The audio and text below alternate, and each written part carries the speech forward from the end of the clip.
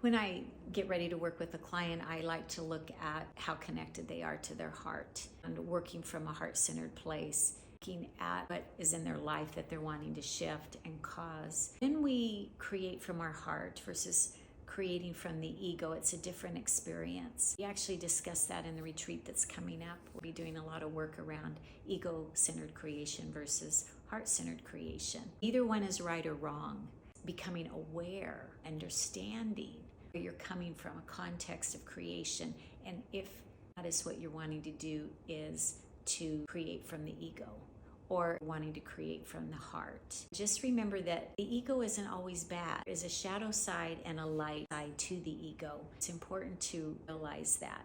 Now, when you are manipulating, coercing, talking people into things that it just doesn't feel quite right and aligned, that is the shadow side of the ego. At the same time, if you're very skilled, wanting to do things perfectly, say a heart surgeon, that would be ego-driven, but the light side of the ego.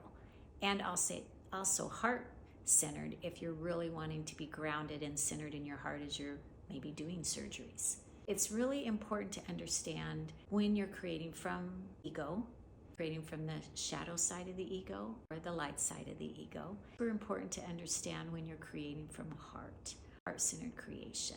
I love teaching that. I love teaching all ways of creation. And a client shows up, what are we looking at? What are we committed to? What is it in your life you're wanting to shift, to change, elevate, to get better, to experience newly? Each client that I have is definitely unique and individuals. And I love every one of them.